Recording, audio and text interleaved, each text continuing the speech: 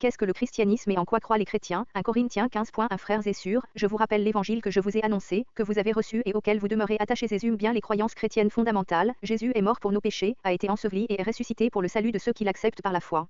Le christianisme est différent des autres croyances en ce qu'il s'agit davantage d'une relation personnelle que d'une pratique religieuse. Au lieu d'une liste de choses à faire et à ne pas faire, le but d'un chrétien est d'entretenir une relation intime avec Dieu, qui est rendue possible par l'œuvre de Jésus-Christ et le ministère du Saint-Esprit. En plus de ces croyances fondamentales, d'autres éléments sont, ou, du moins, devraient être, représentatifs la foi chrétienne.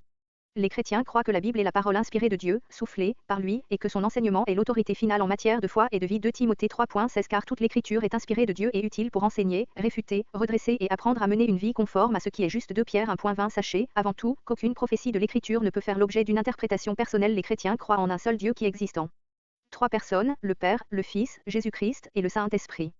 Les chrétiens croient que l'humanité a été créée spécialement pour être en relation avec Dieu, mais que le péché la sépare de lui. Romains 5.12 C'est pourquoi, de même que par un seul homme, le péché est entré dans le monde et par le péché, la mort, et ainsi la mort a atteint tous les hommes parce que tous ont péché. Romains 3.23 Tous ont péché, en effet, et sont privés de la gloire de Dieu.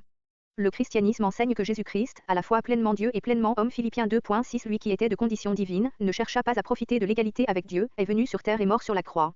Les chrétiens croient qu'après sa mort, il est ensuite ressuscité et qu'il est maintenant à la droite de son Père et intercède continuellement pour les croyants. Hébreux 7.25 Voilà pourquoi il est en mesure de sauver parfaitement ceux qui s'approchent de Dieu par lui, puisqu'il est toujours vivant pour intercéder en leur faveur auprès de Dieu. Le christianisme proclame que la mort de Jésus sur la croix est suffisante pour payer le prix du péché de tous les hommes et restaurer la relation brisée entre Dieu et l'homme. Hébreux 9.11 Or, Christ est venu en tant que grand prêtre pour nous procurer les biens qu'il nous a désormais acquis.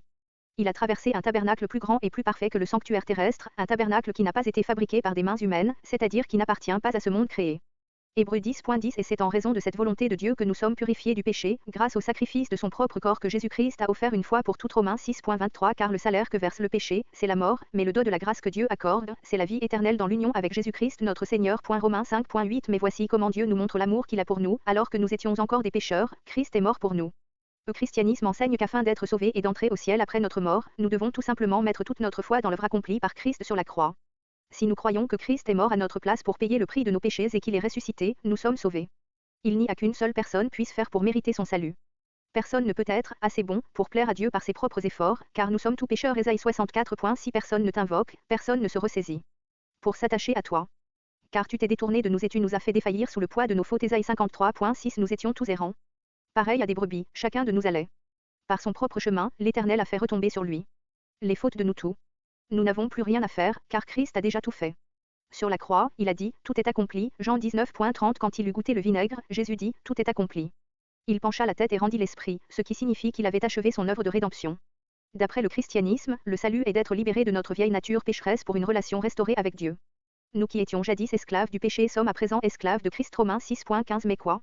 Allons-nous encore pécher sous prétexte que nous ne sommes pas sous le régime de la loi, mais sous celui de la grâce? Loin de là. Tant que les croyants seront sur terre, dans leur corps pécheur, ils continueront d'être aux prises avec le péché. Ils peuvent cependant être victorieux en étudiant et en appliquant la parole de Dieu dans leur vie et en se laissant guider par le Saint-Esprit, c'est-à-dire en se soumettant à lui dans notre vie quotidienne. Donc, alors que beaucoup de systèmes religieux impliquent une liste de choses à faire et à ne pas faire, le christianisme implique de croire que Christ est mort sur la croix pour nos péchés et qu'il est ressuscité.